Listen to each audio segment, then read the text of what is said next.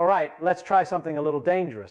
Let's take a question that sounds simple enough that most people think they already know the answer. And then we'll see if it holds up under a bit of pressure. What is the universe made of? Now you might say, well, that's easy, atoms. Or if you've gone a bit further, you might say particles, electrons, protons, neutrons, maybe quarks if you're feeling fancy. And that sounds like a perfectly good answer. But let me ask you something that should make you a little uncomfortable. If the universe is made of particles, what are particles made of? And if you say smaller particles, then we're just playing a game of Russian doll. We haven't yet explained it. Let's slow down and not run too fast. That's always a good place to start. Suppose you're holding a cup of coffee. You look at it and say, this is a solid thing, it has weight, it has shape, it sits there on the table like it belongs. But now imagine you had a magical zoom lens and you started looking closer, you see molecules moving around, bumping into each other. Zoom in further, you see atoms, mostly empty space with tiny bits of stuff darting around. Already the solid feeling starts to disappear. Now here's the first strange thing. When people first learned that atoms are mostly empty space, they thought they had discovered something shocking about matter. But let's think about it. If most of the atom is empty, why does your hand fall through the table? Don't answer too quickly. This is where most people start remembering instead of thinking. You might say, well, there are forces that prevent that. Good, that's a step forward. But now we've introduced a new character into the story. We started with stuff, and now we have forces. So what are those? They also make it. Or there's something else entirely. Let's try an experiment in your imagination. Suppose I take two electrons. Tiny things charged, they repel each other. You don't see anything between them. There's no rope, no spring, nothing you can point to and say that's what's pushing them apart. And yet they move as if something is there. So what is there? For a long time, people thought in terms of particles as little billiard balls, solid objects bouncing around. But that picture starts to break the moment you ask how they influence each other across space. It's as if something invisible is filling the space, carrying the interaction. And that something is what we call a field. Now don't let the word scare you. It's just a name, and names are cheap. Remember, knowing the name of something is not the same as understanding it. So let's build a picture instead. Imagine you're standing in a large field of tall grass. The wind blows and waves move through the grass. You don't see the wind itself, but you see its effect. The grass bends, patterns on the surface.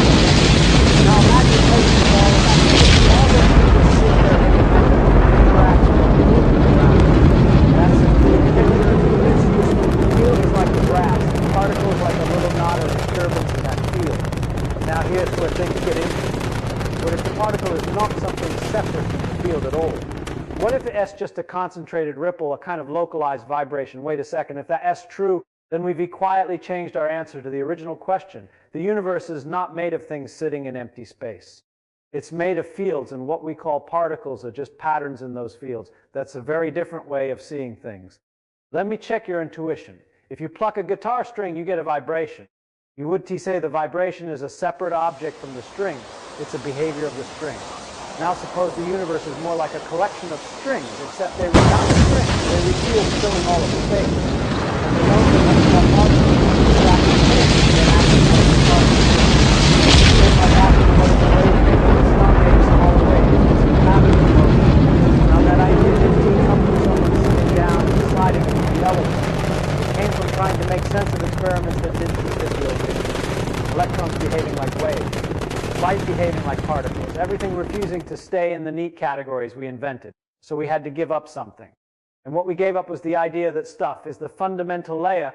Now let's bring this down to something more familiar, because otherwise it feels like we were floating off into abstraction. Think about your phone. You tap the screen and something happens instantly. Information moves, signals propagate, things change. You don't think about particles moving one by one. You think in terms of signals, patterns, flows. That's closer to how the universe behaves at a deep level. Not as tiny marbles, but as interactive patterns. Now I want to be careful here, because this is where a lot of people hear everything in the field and they imagine it's not quite right. The field is not a substance like water or air. It's a way of describing how something has a value at every point in space and time. It sounds abstract, so let's translate. At every point in space, the electric field has a strength and a direction. If you put a charge there, it feels a force. That's all we mean. It's a bookkeeping system that turns out to be incredibly powerful. So when I say the universe is made of fields, I don't mean it's made of stuff called fields. I mean that the best way we have of describing reality is in terms of these continuous quantities that exist everywhere. Now let's gently break a common misconception. People often think particles are more real than fields because you can detect the particle, you can count it. You can say there's one electron. Fields feel more vague, more mathematical, but that's a bias coming from our everyday experience. In modern physics, fields are the fundamental objects. Particles are what we observe when those fields interact in certain ways, like fluid droplets. Think the droplets are the thing, but they're just features of the water's motion. Let's test whether this idea actually holds up. Suppose you remove all particles from a region of space. Is it empty? According to this picture, not really. The fields are still there. They can fluctuate, interact, even produce particles under the right conditions. So empty space isn't truly empty. It's more like a stage where something can always happen. Now here's a slightly more unsettling thought. If everything is fields and particles are just excitations, then what are you made of? Not solid stuff in the usual sense. You're a complex dynamic pattern of interacting fields, stable enough to persist, but not static. More like a standing wave than a statue. That might sound poetic, but it's actually a very practical way of thinking, because it shifts your attention from what things are to what things do. And that brings us back to the central question. What is the universe made of to start with particles? Now we restart it, but we're not done yet, because there's another layer of confusion waiting for us. If fields are everywhere, how many fields are there? One, many. How do they interact? Physicists have identified different kinds of fields. An electron field, a photon field, quark fields, and so on, each with its own properties, and interactions between them give rise to what we observe as forces. Now remember earlier when we talked about forces as something separate from matter. That picture does survive here. Forces are just interactions between fields, not an extra ingredient, but a relationship. So the universe, in this view, is not a collection of objects plus forces. It's a network of interacting fields, constantly influencing each other. Let's check your understanding again by changing the setting. Imagine a crowded room where everyone is talking. The sound you hear is not a single voice, but a complex pattern of overlapping vibrations in the air. You can pick out individual the underlying reality of the sound. Now replace the other space. Sound waves in quantum fields. That's mostly what's going on when you get to the field of talk. If you move to a different room with different people, the details change, but the idea still works. That's how you know you're not just memorizing examples, you're actually understanding something. So what matters is not the specific analogy, but the structure behind it. By now, you might feel like we've answered the question. The universe is made of fields with particles as excitations. But I want to resist that temptation. Because every time we think we've reached the bottom, physics has a way of reminding us that we might just be standing on another layer.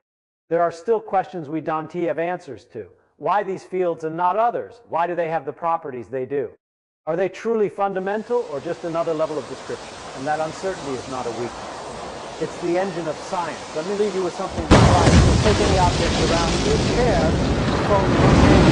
Instead of thinking of it as a solid thing, try to imagine the dynamic pattern of fields, interacting, fluctuating, maintaining a kind of stability. It will feel strange at first, but that's a good sign. Because the moment something feels strange is often the moment when you're starting to see beyond your usual assumptions. And if you can get comfortable with that feeling, with not quite knowing but still being curious, then you're already doing what science does at its core. Not collecting answers, but learning how to ask better questions.